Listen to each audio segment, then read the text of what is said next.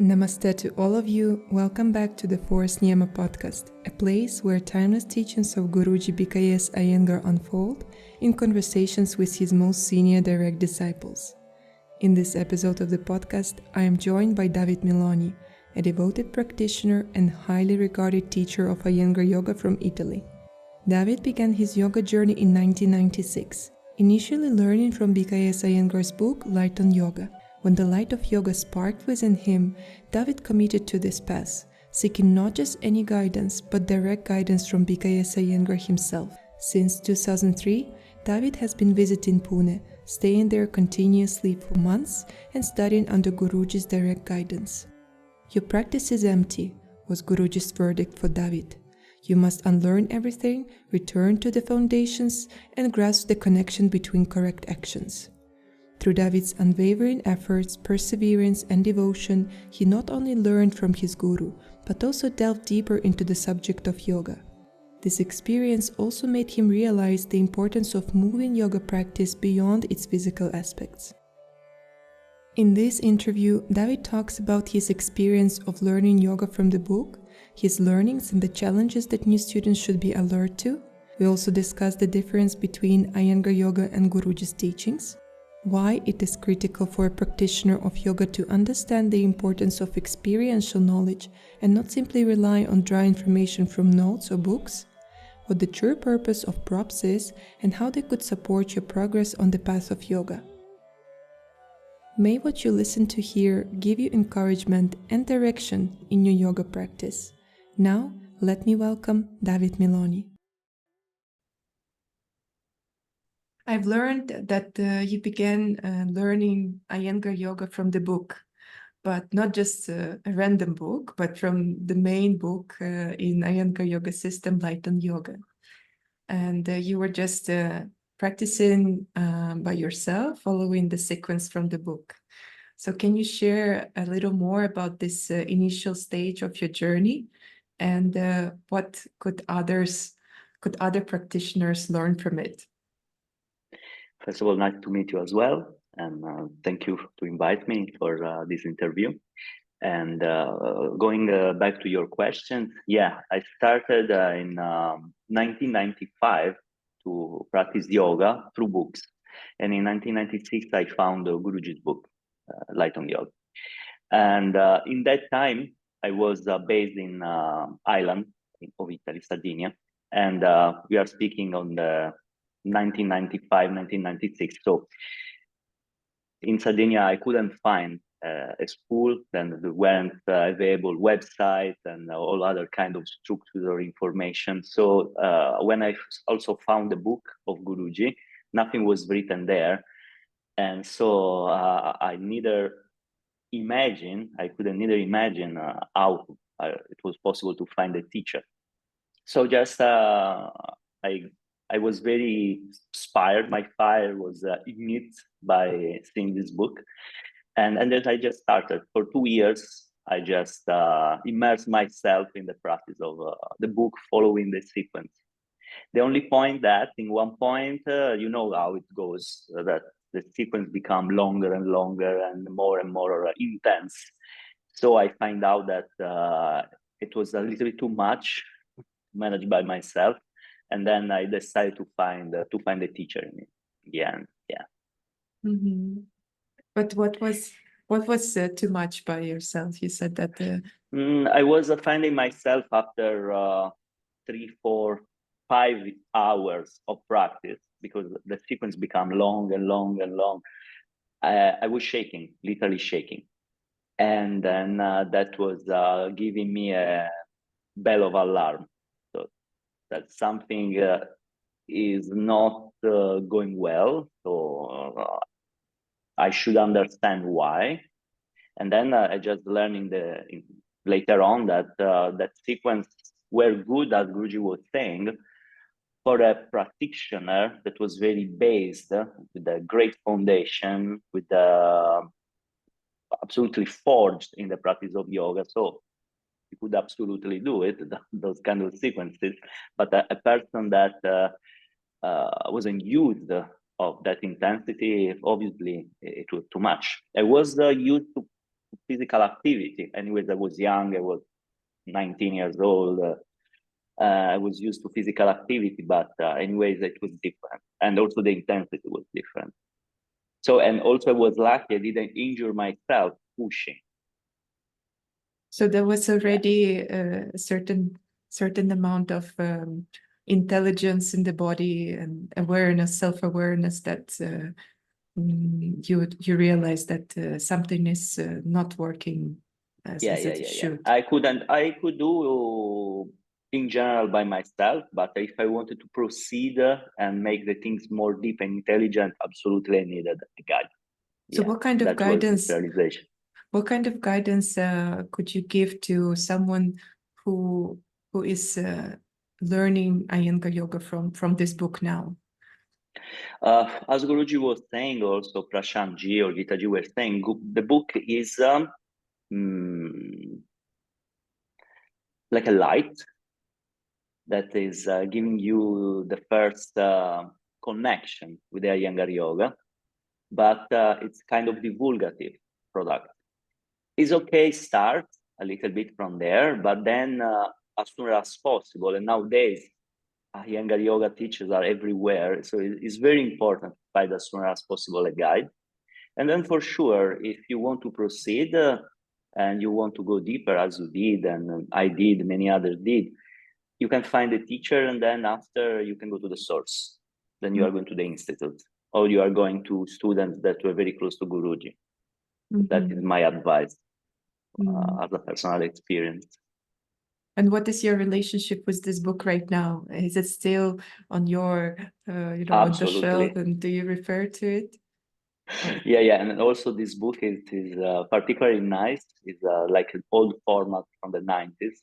So there is still all the text and then all the picture in the end. And in the frame, in the front, there is the front page. There is a kind of design of Shiva Nataraja.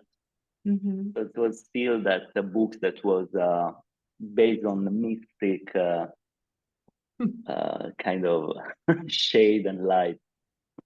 So, and for this reason, when I was in the bookstore in that time, I was just looking for yoga books, and then that attract my interest. Then when I open it, okay, that a world open in front of my eyes. Yeah, and then the feeling was I want to teach from this man. That was the feeling. Have you ever tried any other books or yoga schools? Yeah, many, because before to arrive to that book, it wasn't my first book. So I was always finding the books, okay, this is interesting, but it's limited because it's arriving until this point. This was the sensation, at least. And so, yeah, this is interesting, this is not good. And then the idea was I need to find the book, because my idea was just to practice with the book. So I wanted the book that was complete. And then I found that book, and for the understanding that I in that time, that was a perfect book. I could resonate. It's very full of technicalities, and you could see that it is.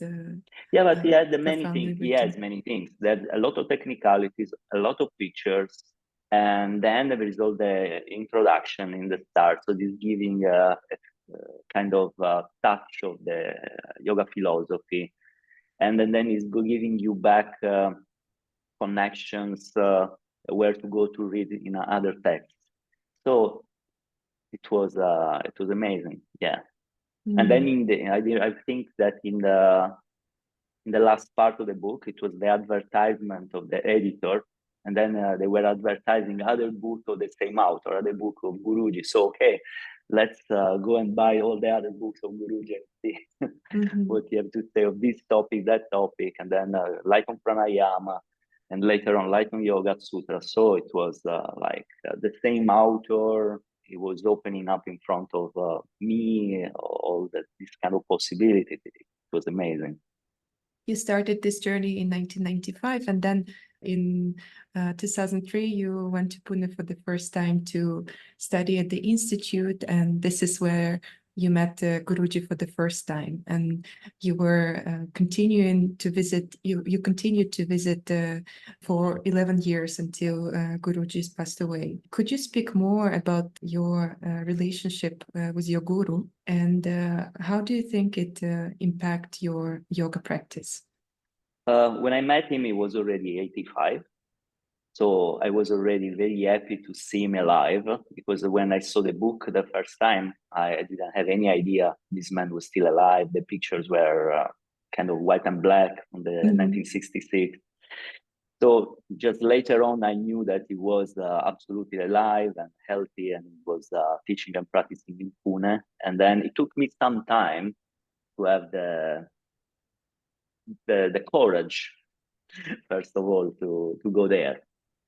And I was, at the time, I was saying to myself, I'm not yet prepared to meet this kind of legend. And so, yeah, in 2003, I decided to go. The circumstances brought me to the decision, like small things. So I felt into myself, it's the right time to go. I cannot wait anymore. And then just I went there, obviously booking, and I could go there, because in that time was a little bit more strict. You should have the presentation letter, and only people the more of 8 years of practice could go there, and so on. And anyways, I arrived there, and he was practicing. So this is what is in my memory, very vivid. He was practicing, and I was absolutely shocked, because I was thinking, okay, he was practicing in his prime age or later on, but this man was 85 years old. And what he was doing was unbelievable. And my sensation was that he was an old man, but when he was practicing, he was absolutely without age, no age, as he was absolutely vibrating from inside out. That was the feeling that I could continue to feel also later on, because, you know, sometimes something is new for you, so you are excited, and then you start to be used, and then everything becomes normal. But that was the constant sensation that I had all the time going to the institute in the practice time. It was kind of energy of kind of to go into a temple, not only because it was the institute, but because it was kind of the Murti there, that was him, absolutely vibrating from his practice. Yeah. So that was your first impression. Yeah. How did this relationship evolve? Now that since that moment, I asked the permission to go regularly every year. In the start, I could stay not so long, because I was still working, doing other jobs. So my time was restricted, obviously. But then I organized my life to spend as much as possible all the time that I could there. So in the first few years, I was staying for a month. And then later on, since 2008, I started to stay there 3 months. Sometimes, the majority of the time, 3 months in a row, so in the summertime. I mean, sometimes June, July, August, or July, August, September. That was my average, July, August, September. And but sometimes I couldn't, and then sometimes I split it, like few months in a certain part of year, and then after another month later on, like that. No, the interesting thing is that I arrived there, and then, like everyone, I was attending the practice time, the classes, and then he approached to me after 4 or 5 years, like he was observing me. I felt that he was observing me, but he was observing silently for that amount of time. And then after, he started to, as he was shouting, shouting to the assistant, tell to that guy to do this. So he wasn't speaking directly to me. He was going through the assistant. And only later on, then he started to say, okay, come here, come close. And then he started to speak directly. And then it was in 2009, and he said, since now you need to practice close to me, and whatever I'm teaching to others or whatever I'm teaching to you, you just need to follow this all the session of the practice, and every day like that. So on the start, I was honored and excited about that, but it's still not mature, because I was still in that prime age, and I just wanted to do a strong practice. And with him, as he wanted that you were digging in yourself, many times the practice was just to repeat and repeat the same actions in some simple asana, like how the inner footwork in Trikonasana, for example, hours and hours and hours. So sometimes I was practicing like that, and then I was taking some time also to practice differently. So I was moving from that corner to another other corner of the room, and then he was shouting to me, "Hey, what I told you, come here." So if I'm looking to that nowadays, it was just like a movie. This man, like a very tough master of old tradition,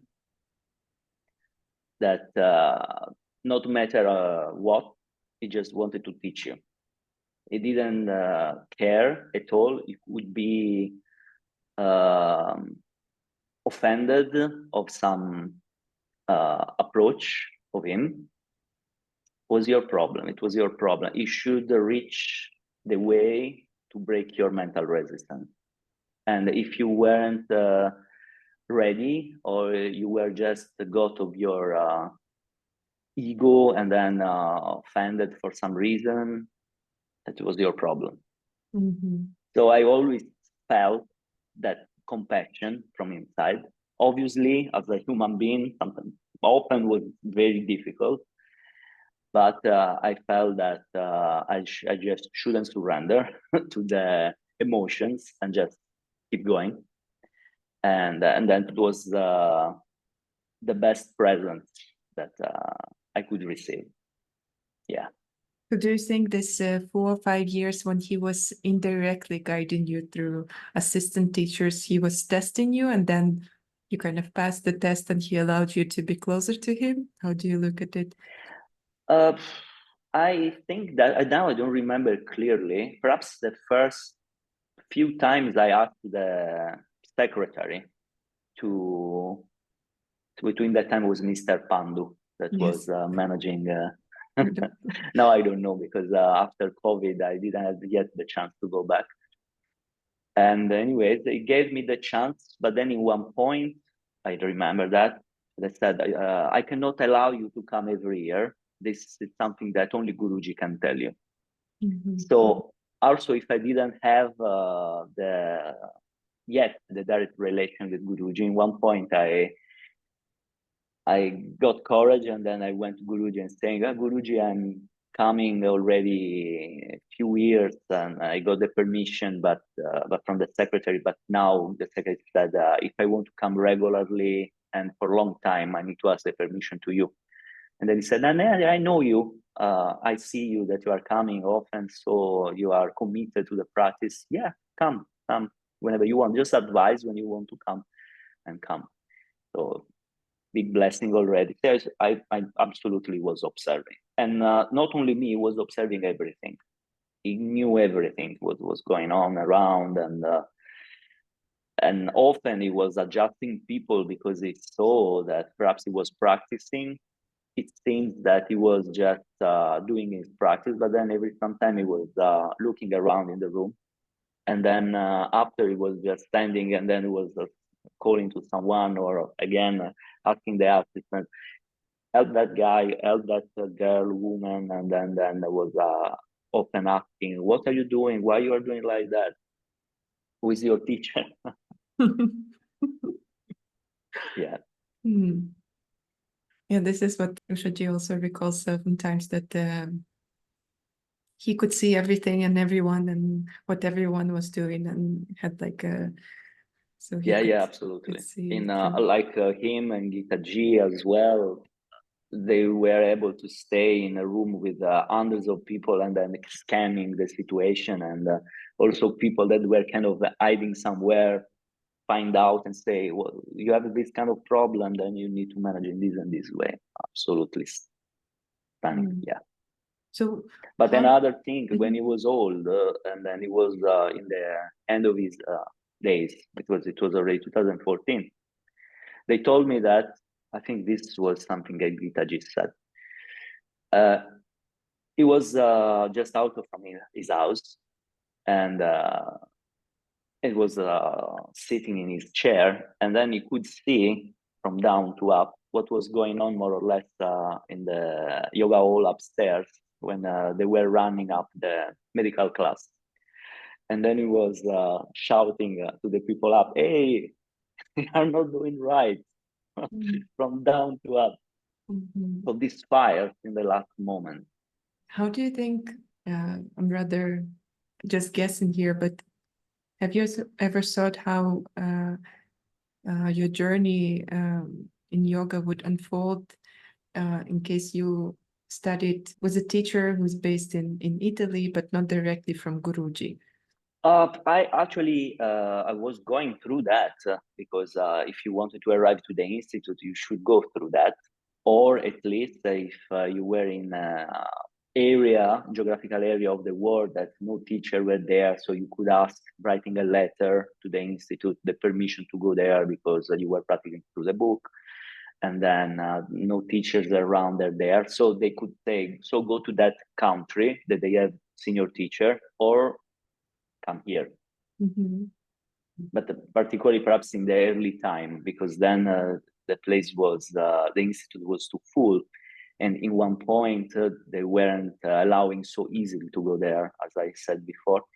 So usually we're sending people to other country where other senior teachers were available. My impression is, I had the experience with several teachers, but obviously they could be perhaps more didactic or based on their daily practice, and could be more or less good experience. But obviously, when you are going to the source, it's going to the source. It's completely different. So first of all, it was passing his experience firsthand, and it was evolving constantly. So for this reason, when he said, sometimes saying, the book, in the book there is everything. As Guruji was saying, or Prashantji or Gitaji were saying, the book was, when it was edited, it was something, then it had been printed, and then it was already obsoleted the first day that it was printed, because Guruji was evolving. So you couldn't place him into the frame. So that is another interesting thing, that there is something called Guruji's teachings and Iyengar Yoga. Exactly. And I heard you speaking on that. And how would you define Guruji's teachings, and how would you define Iyengar Yoga? And why do you look at these two as two distinct entities? Because you need to consider the experience of the single person that went there to study under him, and sometimes have been also people that never saw him, or that saw him only a few times in their life, because they actually studied under other senior teachers in their association country and so on. So sometimes there are modalities that are going on in some particular country, because the teacher of that place meet together and that they interact together, so they share their ideas. So the Iyengar Yoga start to have that kind of frame, and so on. In several countries is happening the same things. For this reason, in the institutes, always they were saying, and still they are saying, come here to refresh. And And what I noticed that many teachers were connected to, for example, Light on Yoga is saying these things. So this is the reality. This is what had been said in Light on Yoga by Guruji. Or others, Guruji was teaching in the 70s in this way. Guruji was teaching in the 80s in this way. But again, Guruji was evolving. Sometimes what he had been saying a few days before, after a few days, he was kind of ruminating about that, and then he was changing. And sometimes people would say to him, but Guruji, you said this a few days ago, but then he was answering. That was a few days ago. But he was evolving constantly. So that very fascinating things to studying under him was also these things. You could expect every day something new, constantly, because it was just working into a laboratory. It's like to say science is the science of 70s. And for him, it's the same. You can also think, but yoga is yoga. How can evolve?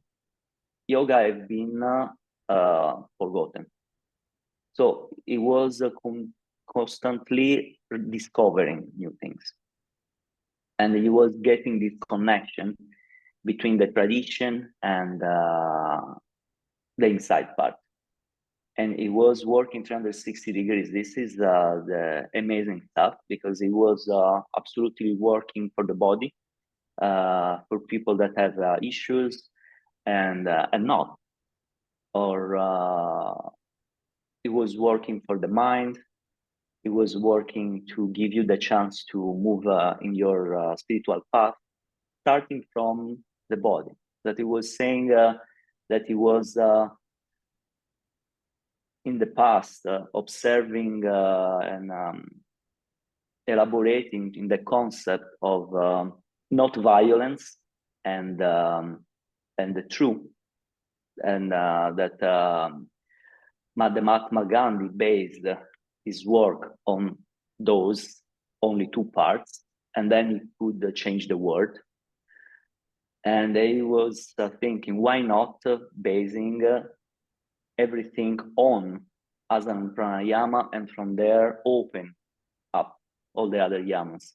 So yeah, it was a genius. It was a brilliant, and the fascinating things again. It was the kind of you could feel this fresh spirit, like a young spirit in his man that was actually old. But he was so curious to discover constantly new things. So for this reason, that was Guruji's teaching, because it was never stagnating. It was exactly like water coming out from the source, not into the plastic bottle. That's a beautiful metaphor. Yeah, for me, Iyengar Yoga is a plastic bottle water, and Guruji's teaching is the one coming from the source. So what about now? How do you see Guruji's teachings evolving, and what would happen with the waterfall? For sure, is we are lucky in the sense that the institute is still there, and the family are still continuing. They have the heritage of his work, because sometimes when there is no someone that is in charge to continue as a leader, sometimes start fights or start condition as such, then the system is lost in years, more or less long time that happen. So that is the kind of luck that we have, and so it's a good thing. It's a good thing to continue to go to the institute, and it's a good thing continue to follow teachers that have the possibility to stay close to Guruji. It's not like to be close to the source or a huge waterfall, but like a secondary source, you can say. But still, they had the experience. They had the experience of what Guruji was. And about this freshness. For me, if I have to say what he taught me in the end, absolutely the things was beyond the instructions, because the instructions have been recorded, the instruction has been noted. So more or less you have the instruction that he gave. Perhaps you can say, if you're not placing all the instruction together with a good connection, so also this instruction can be misunderstood. I agree. So it's very important to have this vision of together of the whole. It's not easy. So for this reason, when I started to go in the institute, and then Guruji asked me to go there, I understood that he told me clearly, your practice is empty. So I should completely erase whatever I learned, like technically empty the glass and take new knowledge. But the knowledge should be not just information. I should experience that knowledge. And that experience you can do only when you have the master in front of you, because it's giving you the experience, also observing him, because he was giving the example. He was a practitioner, first of all. He wasn't someone there blabbering. He was passing the knowledge through the world, but he was passing the knowledge through his example. And for this reason, when I passed away, I was completely lost. And now what? The master is not there anymore. Yes, there are the member of the family. And so that was giving me a little bit of support for sure, but I had the relationship mainly directly with him. So it was shocking. And but then I realized that what I was able to take from him, it was like a seed. So it was inside me, and then it could develop. And so just elaborating from the teaching that I received. So many things, perhaps in the starting time when I received it directly, I couldn't really understand. And so needed years to be able to develop inside me. And then, oh, this is what you wanted to say. I think that Guruji is living inside out. His teaching is living inside us. So it's just up to us water this plant. It gives the chance to this plant to grow up, to be healthy. So cultivate this kind of experience and teaching. Mm.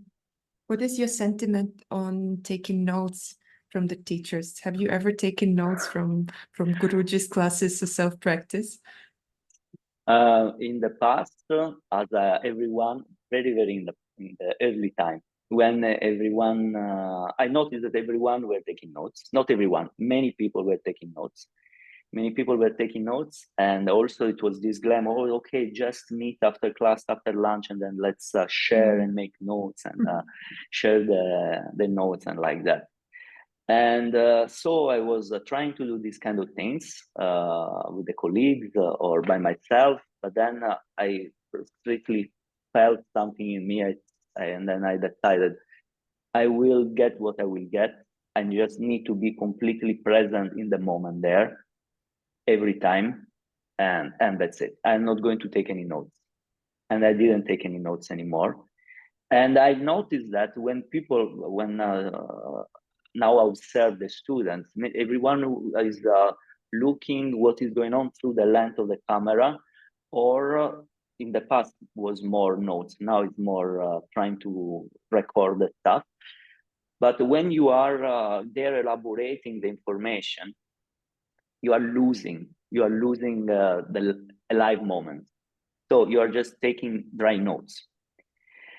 And as well, when you're going observing what is going on in the class through the camera, is different, because you are focused on taking the good corner and taking the good information moment, but then you are focused on the recording. You're not focused very much in what is going on. So the most important thing is have the experience. And I think that can be good only for the people that are starting, because they really don't understand. But then enough. Once you are getting enough experience, there is no need to take notes anymore. Just you need to make the experience. When you are getting the experience, you don't forget anymore. Mm-hmm. So it's not something to memorize, it's something to experience. Yes. True. Embody. Feel, could resonate with this. You know, I watched some of your demonstrations in YouTube, and they're truly extraordinary. And you're doing asanas with such lightness and easiness. In your opinion, how critical is it to introduce advanced asanas to our yoga practice? And what is the right moment? When is the right moment to do that? And what would be your guidance to a practitioner and to a teacher to approach, learn, and teach this kind of advanced asanas? So what I learned from Guruji, one of the things that I learned from Guruji is to create a fragmentation of the asana. So not practice the asana as a sequence, but take the asana and break it in parts.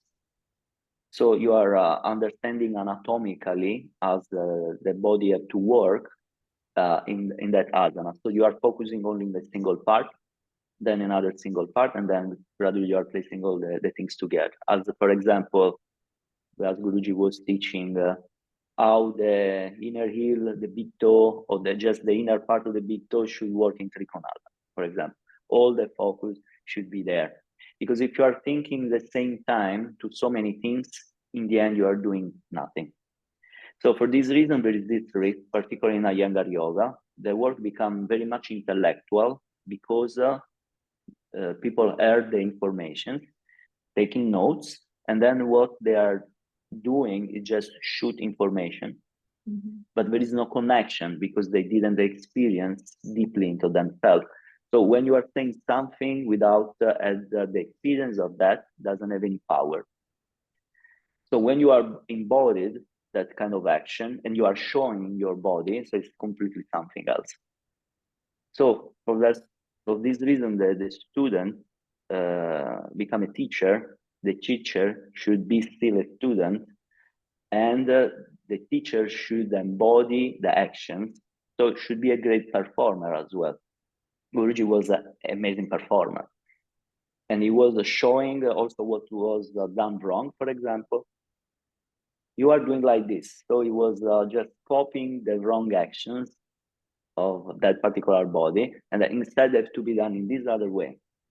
So it was clear in his body, could show clearly the wrong action, the right actions, the difference created.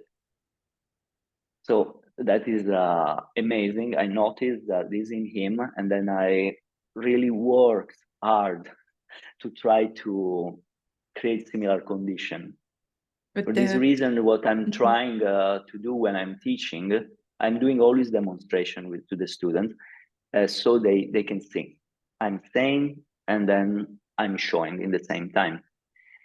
And is good, correct, adjust verbally, adjust manually, but that is not really the essence.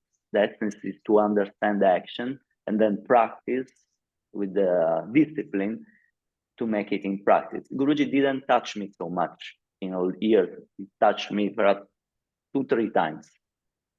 And he corrects me sometimes. But he was saying, I'm teaching something, you need to observe what I'm teaching, and then repeat it, and then learn it. When he was teaching to the son and the daughter, Prashanji and Gitaji, he was saying to them, you need to get by yourself, you need to understand by yourself. Observe what I'm doing, and then get your experience. So it wasn't really spoon feeding them. As well, to me, it didn't spoon feeding me so much. So in that sense, through the discipline, working something, repeating, and then in the end, you are going to get it. Yeah, this is what, again, referring to Shashji's stories, she's saying that Guruji, anytime you approach him with a question, he would never give you an answer. He would just tell you, go and explore or go and study yourself. And which I think at the beginning one could find a little frustrating, because this is not what one is used to in the educational system. Yeah, But in the end, it makes perfect sense, because you have to experience not certain things, but all the things yourself. Otherwise, it's just all in the mind and only intellectual knowledge. absolutely. I remember that once because it was some disagreement in the association about some asana, how should be done for that assessment, all these kind of things. And then in the end, I went to Guruji because we couldn't go out from this loop. And then Guruji told me exactly the same things what you were saying. He was saying, you Western were just a single answer, but the single answer doesn't exist. It depends. Did he elaborate? Depends on what? Depends in which anatomical part you want to work more specifically. So it can change. That asana can be modified. It depends in which part of the body you want to work more. So there are some structures that have to be respected, a basic foundation, but then it can be modified. It depends of what you want to reach. It's like example, Ardha Chandrasana. If you are considering Ardha Chandrasana with the leg parallel to the floor, is more to create through other actions, is more to create the rotation of the hips and the chest and create space in the lower back and in the abdomen. But otherwise, if you see like on yoga, the leg is up. The leg is up in line with the spine. Your body and the leg are diagonal. So it's not that is wrong. That is different, is to create more mobility and to work more anatomically. Instead, the other Chandrasana is to work more organically. Depends on the kind of effect one wants to bring. Exactly. And other things that they were saying, him, Gitaji, is there is no difference between as medical practice, like medical class, and classic approach.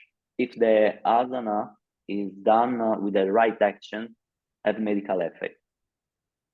So what you're doing in the medical class is just to create access in the areas that the student cannot reach by himself or herself.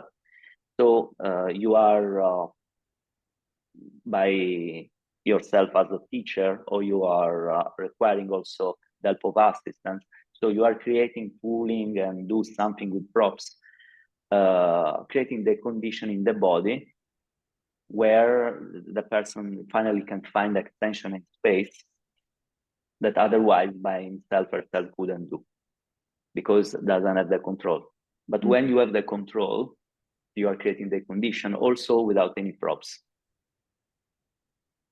At the same time, the prop is not only something to use if you have huge difficulties, or you are old, or you are sick, or whatever, but is a kind of device that is helping you to create light in a dark spot.